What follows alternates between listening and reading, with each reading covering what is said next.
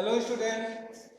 बच्चों आज हम आपको RH एंटीजन के बारे में RH एंटीजन है क्या? RH एंटीजन है क्या? सबसे पहले हम ये देखें कि 1940 में, कब 1940 में रीशस बंदर था। क्या था? रीशस, है ना, रीशस मंकी। जो रीशस मंकी था इससे जो है RH जो फैक्टर था उसके बारे में पता लगाया गया था 1940 में। वो भी किसने किया था? लैंड स्टीनर व बीनर ने। और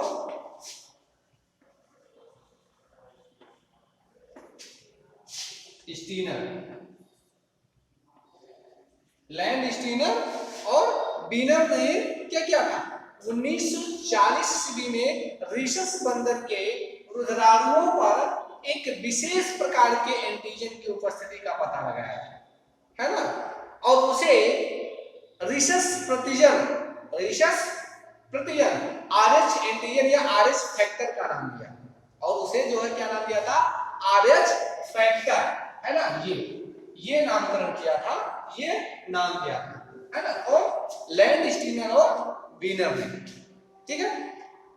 उसके बाद में क्या हुआ कि जो खरगोश या जो गिनी पिग थे उनके शरीर में इसके रुधिर को क्या किया, यानी कि बंदर का जो रुधिर था उसको क्या किया, उसमें इंजेक्ट कराया, है ना। तो उन्होंने क्या पाया कि जब गिनी पिग के शरीर में बंदर का रुधिर जो है इंजेक्ट कराया गया तो इसके शरीर में बंदर के रुधिराणु के प्रति एंटीबॉडी जो है बनने लगी। उन्होंने देखा कि उसके जो बंदर का रुधिराणु है उसके प्रति इसके शरीर में एंटीबॉडीज का निर्माण होना शुरू हो गया। लेकिन इन जंतुओं के एंटीबॉडीज युक्त जो सीरम थे वो मनुष्यों से, है ना, वो सीरम से मनुष्यों के रुधिर को टेस्ट कराने पर पाया गया, है ना। जब उसका टेस्ट कराया गया मनुष्यों पर तब ये पाया गया। तो उसमें ये देखा कि इससे कितने परसेंट, इसमें 85%, कितने 85% मनुष्यों में रुधिर अश्लेषण हो जाता है। क्या होता है? रुधिर अश्लेषण हो जाता है। ठीक है। और रुधिर अश्लेषण कितने परसेंट? 85% में होता है ना। अतः इन्होंने देखा कि RH एंटीजन पाया जाता है क्योंकि वो उससे मैच करता है, अश्लेषित हो जाते हैं। इन व्यक्तियों को उन्होंने क्या कहा? RH सहित या RH पॉजिटिव कहा। RH पॉजिटिव के नाम से उनको रखा गया। इसको क्या कहा उन्होंने? RH पॉजिटिव कहा, प्लस, है ना, पॉजिटिव। और जिनमें ये चीज नहीं था वो क्या होंगे? RH नेगेटिव हो गए, है ना। वो जिनमें ये पाया गया वो RH पॉजिटिव थे और जिसमें ये नहीं पाया गया वो क्या थे? RH नेगेटिव थे, है ना। यूरोप में 85% तथा भारत में 97% जो व्यक्ति हैं वो RH प्लस हैं, RH पॉजिटिव है। और RH पॉजिटिव व्यक्तियों में RH पॉजिटिव जो व्यक्ति हैं उसमें RH एंटीजन जो है वो होता है, और RH नेगेटिव व्यक्तियों में जो होता है वो RH एंटीजन नहीं होता है।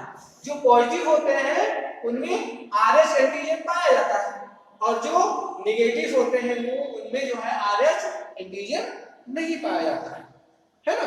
ये चीज था। फिर इन्होंने देखा कि अगर RH रुधिर वर्ग की वंशागत, है ना, inheritance of RH blood group, inheritance of RH blood group. अब इसमें इन्होंने क्या देखा कि RH की जो वंशागति है रुधिर की, है ना, वो उसमें RH एंटीजन प्रभावी जीन, जो प्रभावी जीन था, है ना, प्रभावी जीन कैपिटल R के द्वारा विकसित होता है, कैपिटल R के द्वारा विकसित होता है। और RH माइनस यानी कि RH नेगेटिव व्यक्तियों में अप्रभावी जो जीन होता है वो स्मॉल आर के द्वारा निरूपित होता है। तो अगर आर एच निगेटिव क्या है, मदर है, माता है ना, तो उसका जो जीनोटाइप होगा वो क्या होगा, स्मॉल आर होगा। क्या होगा, स्मॉल आर होगा। और अगर आर एच प्लस है, फादर है ना, तो उसका जो जीनोटाइप होगा वो कैपिटल आर या आर आर होगा, है ना। ये अगर आर एच निगेटिव मदर है तो उसका जीनोटाइप क्या होगा, उसका जीनोटाइप जो है स्मॉल आर होगा। और अगर आर एच पॉजिटिव पिता है तो उसका जीनोटाइप क्या होगा, कैपिटल आर होगा या इस तरह से होगा। सामान्यतः देखा गया आर एच प्लस जो पुरुष होते हैं, मनुष्य होते हैं, उनके रुधिर में आर एच प्लस मनुष्य के रुधिर में प्राकृतिक आर एच एंटीबॉडीज का अभाव होता है। नेचुरल जो एंटीबॉडीज होती है आर एच वो नहीं होती, उनका अभाव होता है। किंतु यदि अगर देखा जाए, अगर आर एच माइनस हीन व्यक्ति में किसी आर एच सहित या आर एच प्लस व्यक्ति का रुधिर चढ़ाया जाए तो आर एच माइनस यानी कि ग्राही व्यक्ति जो है की जो प्लाज्मा होती है ना, उसकी प्लाज्मा में आर एच एंटीजन बन जाते हैं। अगर आर एच ग्राही एंटीजन को किसी आर एच प्लस वाले में अगर ब्लड चढ़ा दिया जाता है तो उसमें जो आर एच एंटीजन होता है ना, ये जो आर एच जो एंटीजन होता है वो बनना शुरू हो जाता है, बन जाता है। लेकिन दूसरी बार अगर ये चीज देखा जाए, आर एच प्लस रक्त देने से जो अश्लेषण की क्रिया होती है ना, एल्बुनेशन की जो क्रिया होती है, उसके होने के कारण आर एच हीन जो प्रापक व्यक्ति होती है उसकी मृत्यु हो जाती है। आर एच निगेटिव व्यक्ति की क्या होती है, वो वहां पर उसकी मृत्यु हो जाती है, वो मर जाता है, उसकी डेथ हो जाती है। तो हम क्या देखते हैं, जो मदर एग होता है ना, उसमें अगर देखा जाए, है ना, और जो स्पर्म होता है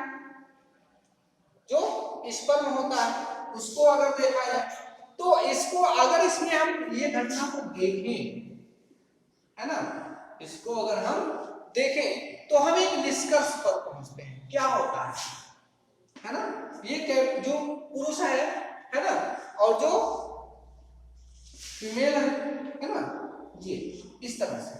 तो यहां पर इसका इसमें कराने से ये इस तरह से, इसका भी ये इस तरह से हो जाता है। लगभग सभी क्या होते हैं, सिमिलर होते हैं, समान होते हैं, है ना, सभी क्या होते हैं, समान होते हैं। या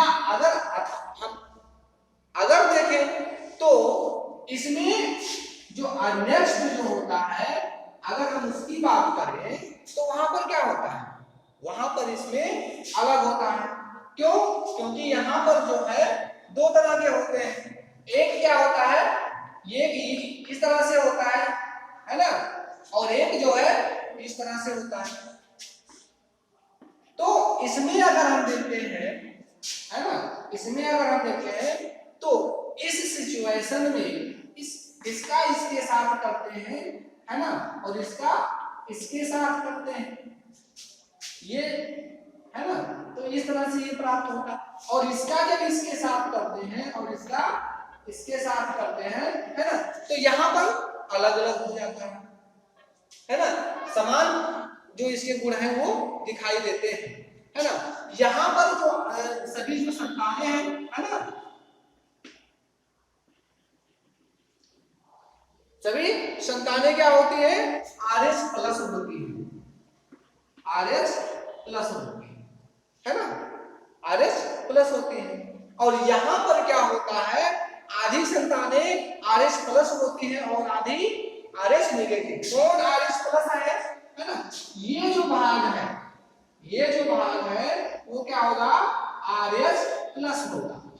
और ये जो भाग होगा वो क्या होगा RH माइनस होगा, यानी कि 50% और इधर भी 50%, है ना। ये इस तरह से ये व्यक्त होगा। इस तरह से जो एंटीजन होते हैं जिसमें अगर ये एंटीजन RH प्लस जो होता है ना, इसका आधान क्या है, इसको अगर दिया जाए तो, या जिसमें प्लस ना हो उसको अगर किया जाए तो इसमें एंटीजन बनते हैं। लेकिन अगर इस तरह के व्यक्ति को RH माइनस वाले को अगर इस तरह का ब्लड चढ़ा दिया जाए तो इसकी संतान या ये जो है मृत्यु को प्राप्त हो जाती है। ठीक है, ये चीज हो गया। अब हम देखते हैं कि रुधिर आधान क्या है। रुधिर आधान क्या है, इसको हम देख लेते हैं कि रुधिर आधान क्या है ना। ब्लड ट्रांसफ्यूजन क्या है, ब्लड ट्रांसफ्यूजन में क्या पाया जाता है, किसी रोग या चोट, है ना,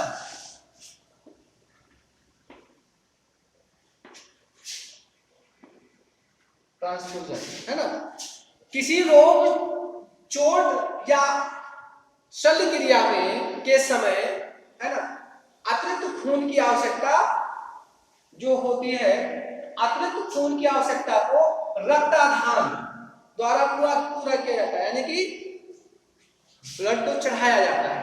देखते हैं जब किसी का ऑपरेशन होता है या कोई भी काम, मतलब कोई बड़ी घटना होती है तो उसमें उसके शरीर से काफी ब्लड बह जाता है या काम उसमें ब्लड नहीं होता है, तो ब्लड की कमी को पूरा करने के लिए जो ब्लड ट्रांसफ्यूजन की क्रिया होती है उसके माध्यम से उसके शरीर में अतिरिक्त या बाहर का जो ब्लड होता है उसको ला करके चढ़ा दिया जाता है और उसके शरीर में वो ब्लड की जो स्थिति होती है वो नॉर्मल हो जाती है ना।